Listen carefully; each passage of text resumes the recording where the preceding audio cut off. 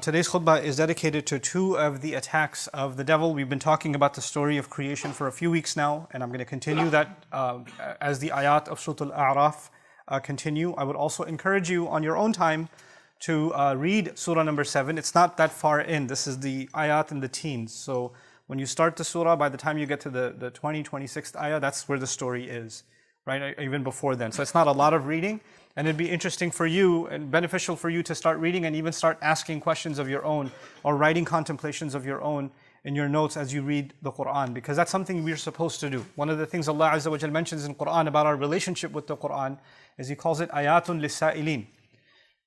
These are ayat for people who ask questions. So one of the things that we're supposed to do with the Quran is actually wonder, what could be the guidance that I can get from these words of Allah, or this statement of Allah, or this ayah, or this story, or this event, or this particular word even, right? Because everything Allah gave us is for the purpose of guiding us. And we're not going to get that, just like in class, students who sit in a class and never ask any questions are the ones that benefit the least. But the student who sits in a class and asks the teacher questions is actually the one whose mind is the most engaged, and they're the ones who develop their understanding the best. So we accept Allah as our teacher, Allama al-Quran. We become students, so we become people that ask questions, and that's something that we should be doing. In any case, today I want to talk to you about the two attacks of the four attacks that are mentioned of the shaitan. He says that I will absolutely, after he sits on the straight path that we talked about last time, that I swear to it that I will absolutely come at them and attack them from right in front of them, min bayni aydihim. And then he says, وَمِنْ خَلْفِهِمْ, and from behind them. So those are the two attacks I want to talk to you about this week. And next week, inshallah, I'll talk to you about how he attacks from the right and how he attacks from the left. But today, the front and from behind. So let's talk about what's ahead. The Arabic words, مِنْ بَيْنِ أَيْدِيهِمْ, right in front of their hands. That's literally the translation. We translate that in English often as in front of them. But actually, it means a lot more than that. In the Arabic language, of course, if you extend your hands out like this, what's immediately between your hands is what's immediately in front of you. It's right in front of you. It's not something far away. It's right there and it's hitting you right in the, you have to go around it. You know, it's unavoidable. And so he says, basically, let me put it in common vernacular, I'm just going to get right in their face. I'm going to be right there in front of them and I'll attack them head on. Now, how do these attacks work? You see, shaitan is invisible. We don't see him and we don't hear his voice. We don't know what he looks like. We don't know any of these things. So how does he attack us from the front? The idea of, if you study the phrasing, what is in front of them in the Quran, you learn something. You learn that it's talking about things that you see every day. When you open your eyes, what is right in front of you is the world around you. Your family, friends, the world as you see it, things that attract you, things that you don't find attractive. This is the world in front of you. And human beings have this tendency to be impulsive. Allah says in Surah Al-Qiyamah, بَلْ يُرِيدُ الْإِنسَانُ لِيَفْجُرَ أَمَامَهُ, that human beings want to just explode, jump right into things that are in front of them. When I was studying marketing so long ago, we used to study consumer behavior. And you know what they do in grocery stores is they put eggs and milk all the way in the back of the grocery store. The reason they do that is they want you to go through a number of aisles, because you only came in for milk and eggs. Most customers come in just for milk and eggs. So you logically would be right in the front, but they want it all the way in the back because they want you to be impulsive and see them Swiss rolls or chocolate cake or this or that and keep piling it in because you see something in front of you and you just throw it right in. That's a human impulse. Allah put that inside human beings. Shaitan wants to capitalize on that. There are things that come right in front of you and he says, come on, just enjoy yourself a little. It's not that bad. It's not so bad. He doesn't want you to think about the future consequences of something. He wants you to think about what's immediately in front of you right now. You know, it's so much more understandable now because we live in a digital age. Whatever you want to look at, whatever you want to see, whatever you want to hear, whatever you want to order is right at the tip of your fingers. It's immediately accessible. It's not even so far. Physically, if you want to go somewhere, you just hop in your car and go somewhere.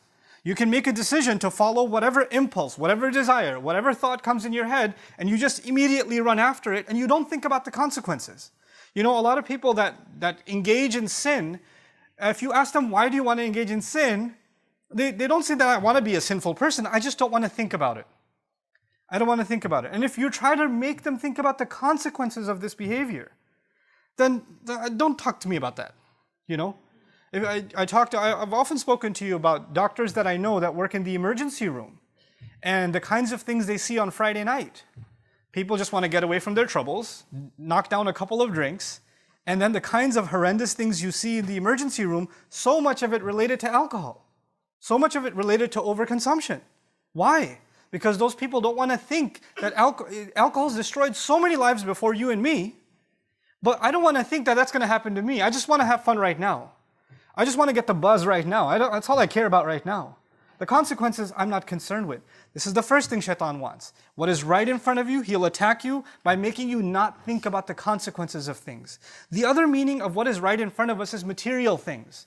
In other words, he wants us to be obsessed with things that we can see. You're just thinking about this car constantly, constantly, constantly. You're thinking about your appearance, checking yourself out in the mirror. That's all you're always thinking about is, how do I look? How do I look? How do I look? How much do I weigh? Or, am I dressed better than this one or that one? You're constantly just obsessed with material, appearance, goods, products, people obsessed with the kinds of brands that they're going to wear, what they're going to show off to somebody, obsessed with the idea, oh man, I'm living in an apartment, I'd have to get a house. It's so embarrassing, I live in an apartment, I have to, by whatever means, I got to get into a house because that's what's in front of me. You drive by a nice neighborhood where you see the houses and the car just automatically slows down and you just kind of, your mind goes in your head, you're already living in there, And he wants you to be obsessed with that. Now, wanting those things in and of itself isn't bad. And that, before I continue, is an important part of this khutbah. Please pay attention to this. In Surah An-Nas, Allah told us about the devil, الَّذِي يُوَسْوِسُ فِي صُدُورِ النَّاسِ. That he whispers, it's translated, he whispers into the chests of people. He whispers into the chests of people. The thing about the word chest in the Arabic language is that it's actually used also for emotions. Like Allah says, وَيَشْفِي صُدُورَ قَوْمٍ مُؤْمِنِينَ, to heal the chest of a believing people. What that means is, when Allah uses the word chest, He's actually also referring to our emotions. Our feeling. Anger is part of the chest. Fear is part of the chest. Love is part of the chest. Greed is part of the chest. All of those feelings that you and I experience every day. When we're attracted to something beautiful, that's in our chest. When we're turned away from something ugly, that's in our chest. Laziness is in our chest. Enthusiasm is in our chest. When Allah says He whispers into the chest, what it also means is He takes all of those emotions that Allah gave me and Allah gave you, and they're normal emotions. Anger, fear, happiness, all of these emotions are part of who we are. It's natural. But He uses them and manipulates them. He'll use your anger to mess you up. He'll use your happiness to mess you up. He'll use your laziness to mess you up. He'll use your sadness to mess you up. In a certain degree, you need those feelings. But He knows what He can do to manipulate you and to get you to start feeling things that you're not supposed to be feeling, and to overrun you. And so, of course, everybody's attracted to something beautiful. Who wouldn't want to live in a beautiful house? As a matter of fact, the fact that Allah offers us in heaven, He offers us mansions and He offers us beautiful gardens and waterfalls. Why would we be attracted to that stuff if we're not interested in it now? It's the fact that Allah made us attracted to those things now is what makes heaven so appealing, right? So those things that are beautiful, us attracted to them is natural. What does shaitan want to do? He wants to take that feeling out of balance. I will do anything I can to get it. I don't care about the consequences. It's in front of me. I want it right now. Let me give you an analogy to help you understand this as opposed to what Allah is offering. If somebody came to you and made you an offer. Look, I have a house. Here's a picture. Beautiful mansion. It's the most beautiful house, and it's in front of the beach, and it's on top of a cliff. It's got this gorgeous view. It's exactly the kind of interior you wanted, exactly the kind of exterior you wanted.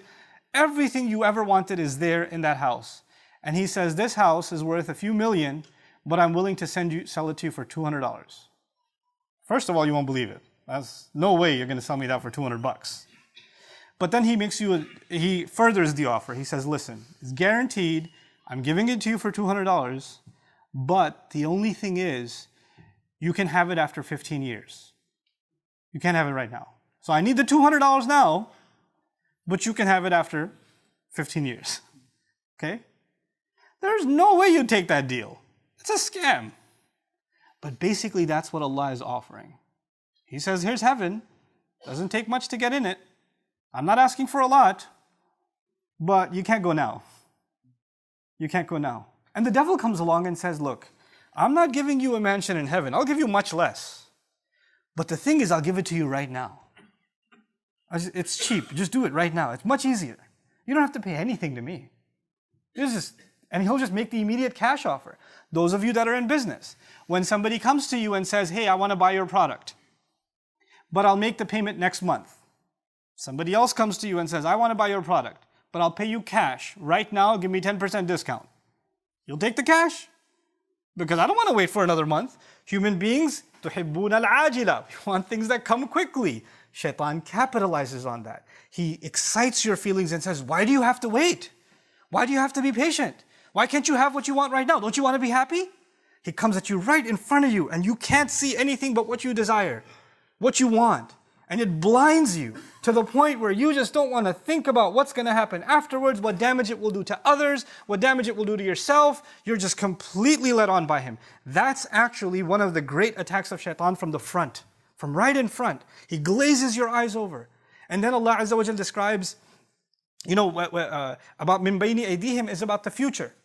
If something is right in front of you, like for example, when you're driving on the road and you get stuck in traffic and there's a truck right in front of you, you don't know how bad the traffic is. You can't even look around it because it's so big. Your view is completely blocked. When something is in front of you, you can't look ahead. That's one of the things shaitan wants. What is actually ahead of you and me is meeting with Allah. It's unavoidable. You and I, كَادِحٌ إِلَىٰ رَبِّكَ كَدْحًا فَمُلَاقِيهِ. We are marching towards your master. You and I are marching towards him. It's like even if you're standing there, you're on a conveyor belt that's heading towards Allah. Whether you like it or not, whether you want to accept that or not, we're all heading that way with every breath that we take. And that meeting is unavoidable. But he doesn't want you to see that. He doesn't want you to see, and he doesn't want me to see, that with every passing day, we are now closer to meeting Allah than we were yesterday. And then tomorrow we're even closer. And then tomorrow we're even closer. All he wants you to think about when it comes to the future is not meeting with Allah, but meeting with your friends. Meeting with some vacation, meeting up with some good times. What's going to happen this weekend? What are we doing next weekend? He wants you to think about the future with what's right in front of you, but not the long term. Not the long term. And even people, then they start thinking long term, like, yeah, I'm thinking long term. I'm thinking about home ownership, or I'm thinking about where I'm going to move, or I'm thinking about my future education. That's long term thinking. But actually, Allah wants you to have even longer term thinking, when you and I are going to stand in front of him. And when you do that, just like when you have a plan, if a young man among you or young woman among you is going to the university and you plan to graduate in 2 years, then you're going to seriously think about which courses you're going to take this semester, which ones are you going to take next semester, how many credits do you have, can you slack off, can you do this, how much time you plan everything out. Because if you want to get to that destination, you need a plan. You need to stay on target. And if you're falling off, then you have to do extra to make up for it. But if you have no vision in front of you, and you have students like that, they go to university, they don't care about graduating. They're super seniors. They're in school for 10 years, they're still taking courses. What's your major? I'm still thinking about it. You have gray hair now, you're still thinking about your major? There are people with no direction. That's what the devil wants in life. He wants you to have no direction. There is no goal in front of you. And that goal that Allah set in front of us is meeting with him. And when that goal is in front of you, every decision you make, you first say, is that going to mess me up when I meet with him or not? I have to take Allah's questioning and Allah's meeting into consideration before I take my next step. But if he can make that invisible, then the thought doesn't even occur to me. It doesn't even occur to you. You just do whatever you want. The thought about Allah is gone because he attacked you from the front, blinding your view of what is actually coming ahead of us. What is also ahead of us is our anxiety and our fear. Shaitan wants that you worry about the future. That you just keep worrying. What's my son going to do? Is he going to rebel? What's my daughter going to do? What's my husband going to do? What's my wife going to do? And you keep worrying about other people and what they're going to do and how they're going to feel. Like you're in charge of them or you're in control of them. We're barely in control of ourselves. But we think we can control what everybody else around us is going to do and what their future is going to be, and we want to control their future. You'll have a mother dying every day. Why isn't my daughter who's married, why isn't she having a baby? When is she going to have a baby? When is she going to have a baby? And she's calling her and saying, Allah wants you to have a baby. Allah doesn't want her to have a baby. You want her to have a baby. I don't know what email you got from Allah that you told her. But this is in your mind, you just want these anxieties, worldly things that you want is all you think about for the future. I don't have it, I just worry about it. I don't know why I don't have it. And you're just consumed by that, completely consumed by that. It could be the most innocent of things, but shaitan wants you to be that way because when you do that, you're not happy with what Allah has given you, number one. And you easily forget that the one in charge is Allah. And the one in control over everyone is Allah. I am actually not in charge of my children. Once they get to a certain age, what they do is between them and Allah. All I can be is an advice. That's all I can do. But their decisions are going to be theirs. If our Messenger ﷺ can turn to his daughter and say, Ya Fatima bint Muhammad, ittaqillah fa inni la amliku laki min Allahi shay'a. Fatima, daughter of Muhammad, be mindful of God yourself because I won't have any control when it comes to standing in front of Allah. I won't be able to help you. That's what he tells his own daughter. So how do you and I think we have control over others, even within our family? He wants us to think we're in charge, and and that's actually something only Allah has the right to. But he consumes our minds with it. And of course, when you try to control people, it backfires. It never works. You can never control people. You can't control people. And when you can't control people, you get even more anxious and you get, negative constantly. And when you become negative constantly, it's impossible for you to be grateful. Look at how the ayah is going to end. وَلَا تَجِدُ أَكْثَرَهُمْ شَاكِرِينَ. You're not going to find most of them grateful because they're going to be negative all the time. They're going to be anxious about the future all the time. What's going to happen to my job? What's going to happen with my money? Where's this going to come from? Where's that going to come from? What's going to happen to the health? What's going to happen to the kids? What's going to happen to this or that or the other? What if they find out? What if this happens? What if this one says this? What if that one does that? And you're just so overwhelmed by these petty things that you forget that Allah controls the future. That Allah owns it, not you, not me. And the fact that we had even a good, peaceful day, one moment, was not because we earned it or we planned it or we controlled it. It's Allah who gives relief. Every single day, that's Allah who gives relief. The fact that our bodies are still functioning and we're sitting here in the Friday prayer is Allah giving us relief. Allah giving us ability. And we forget that and we think that we have to figure all the future out. We have to control all the outcomes. And that's one of the things shaitan wants, is to make you confused about thinking that you have something to do with the future. One of the greatest tricks of the shaitan is to make you pessimistic about the future. Nothing's going to work out. It's all going to be bad. Nothing ever worked anyway. It's always going to fail. You become so negative that not only are you negative about your own self, your negativity becomes infectious. Even people around you. Somebody's happy about something. Somebody graduated. You're like, yeah, but you're not really going to get a job. You just have to throw in some kind of negative because, just our luck. Runs in the family. Don't worry about it. And this is the pessimism of the devil. He wants that from you because if a person is pessimistic, then how can they have pessimism and hope in Allah? How can they have pessimism and reliance in Allah? Then with what heart are they making dua to Allah? If they've already accepted defeat inside, then nothing's going to work out. Then they have no expectation from Allah. Then they're the most essential relationship we have with Allah, which is that of asking Him, having hope in Him. You cut that off. You're hopeless. And what is shaitan by definition? He's hopeless. By definition, he's hopeless. And he wants you to become hopeless. These are his attacks from the front. He also wants you to become, human beings are meant to be goal-driven. This is, again, attacks from the front. We're taking a lot of time. Even though if I don't cover the attacks from behind, that's okay. I want to take my time with this because I want us to understand how he gets to us, right? So, human beings are meant to be goal-driven. Like, people do pay thousands of dollars to attend seminars to self-help, Tony Robbins type stuff, right? Because they want to be driven and you want to accomplish and you want to have goals ahead of you and you want to, be self-disciplined and that kind of thing. And these are good things. These are actually very powerful things. But you know what he does?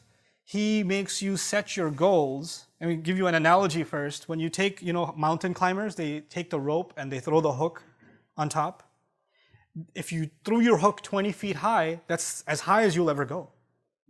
If you threw your hook 30 feet high, you'll get 30 feet high. Shaitan wants that you throw your hook very low. He just wants you to throw your hook up to money. If I have this much money, I'll be good. And that's all you're thinking about is this goal. I want to accomplish this goal. I want to accomplish this goal. Like as if you accomplish that goal, everything's going to work out. This is going to be amazing once I get to that goal. And what happens? Once you even get near that goal or get to that goal, there's 30 other problems you never saw before. He just wants you to be consumed with lesser goals and be driven, so immersed in them that you see nothing else. You see, you and I are supposed to be goal-driven. I should have goals about my health. I should have goals about my career. I should have goals about my education. But understand something. Those goals are never actually your actual purpose. They are only means to a larger end. If you and I forget that we are on this earth for a limited time, and our purpose here was not to get a job. Our purpose here was not to make money. Our purpose here was not to get a house, because we're going to leave all that stuff behind. Our purpose here was to actually do some kind of good. Do some kind of good for ourselves and do a kind of good that will live longer than we live. That's the purpose for which we were put on this earth. And if you have that in mind, and then your education is leading you to do something good, your house is leading you to do something good, your car is leading you to do something good, then those things have a purpose. Those things in and of themselves are not a purpose. But shaitan wants to take those things and make them your purpose. Man, my goal is I got to get the 2019, that car. I got it all figured out. That is my goal. It's not really a goal. That's just a thing. And that thing is just one car accident away from being gone. That's all it is. That thing that you're so obsessed with, that house, is just one earthquake away. It's one fire away. What are these things? These things come and they go. ضَعُفَ الطَّالِبُ وَالْمَطْلُوبُ. But he wants us to be immersed and obsessed with those things. This is what shaitan wants. So we don't realize that Allah has made us very meaningful, purposeful creatures. He wants us to lose sight of our purpose by attacking us from the front. And finally, this last bit of how shaitan gets us from ahead of us, there's one thing that all of us have ahead of us. Maybe some of you have a lot of money ahead of you, Allah knows. Maybe some of you have a lot of major challenges coming ahead of you, only Allah knows. Maybe some of you have great happiness ahead of you, Allah knows. We don't know. But there's one thing ahead of all of us, and that's time. Maybe some of us have a few seconds. Maybe some of us have a few years. Maybe some of us have a few decades. But one thing for sure, we all have time. Little or more, we have time. When shaitan comes and attacks from the front, he wants you to have no respect for your time. He wants you to think you have all the time in the world. There's no urgency, the only urgency is for your desires. But there's no urgency to do anything meaningful in life. As a matter of fact, anything meaningful that comes, he says, you got time. Exactly what happens to you and me with every prayer. Dhuhr time comes. You're in the middle of something. Dhuhr time comes. Your phone goes off. Your watch goes off. Your computer goes off. The automatic adhan. You put it on pause immediately. Okay. And then you say, I got time. For the video game, immediately. For the next episode on Netflix, immediately. For salah, I got time. I got time. You're about to sit, you have some free 20 minutes. You got nothing to do in between classes at the university. Right? And you've got a copy of the Quran in your bag. You could just open that up. Like, later though. I'll do it, but a little later. But anything frivolous, useless, pointless, just sit and just scroll through Instagram or Facebook or just look at what other people are posting on their Snapchat. And 40 minutes will go by. You'll even be late for class. You made time. He wants you to have no respect for your time. He wants you to throw it away frivolously. Get rid of it frivolously. And it's actually incredible because what's ahead of you, your future, you will ruin it by wasting your time. And when you're done wasting it, you'll look back and say, man, I wasted so much time, and you become even more hopeless. You know, that's the game that he plays with us. So that's his attack from the front, these multiple attacks from the front. And I pray Allah Azza wa Jal makes us mindful of these attacks that the devil has against us from ahead of us. And may Allah Azza wa Jal not ever let us become people who don't see things for what they are. Allahumma arini wa arina haqiqat al-ashya'i kama hiya. The Prophet ﷺ said, Oh Allah, I want you to show me the reality of things as they really are. This is my last bit of advice to you. How do we fight this attack of the devil? Of course, you have to recognize it. But you have to constantly refresh. And I have to constantly refresh in myself reality of things. You know, just like we're in the modern world, so I can give you a tech example. You see an app, and the app has a skin, it has a look and feel, it has color, a menu, whatever. But that's actually not the app. There's a source code behind it. You don't see the code. You don't actually see the functionality. You just see the front, right? The thing is, everything you see in front of you is just the skin. It's just a cover. There's a reality behind it. There's an engine behind it. There's a purpose and meaning behind it. The problem is, we start giving value to things at face value. We don't actually look at what's behind them that actually has the value. And that's what Quran does. Quran doesn't let us see with these eyes. There's another set of eyes here. You know, لَهُمْ أَعْيُنٌ لَا يُبْصِرُونَ بِهَا. They have eyes they don't see with them. Meaning they don't see reality with them. They just see the shallow things in front of them. There's an eye we have to develop for what really is, what really has meaning, what really has purpose. And when that happens, the way you spend your time, the way you think about things, the way I value things, the way I prioritize things, all of that starts changing. You know, because at the end of the day, this entire life that we have left, these few breaths that we have left until we go and meet with Allah, all of it will boil down to one thing. يُنَبَّأُ الْإِنسَانُ يَوْمَئِذٍ بِمَا قَدَّمَ وَأَخَّرَ. The human being will be informed on that day, what did you make priority and what did you make secondary? That's all it boils down to. Every single choice you and I make. What was a priority?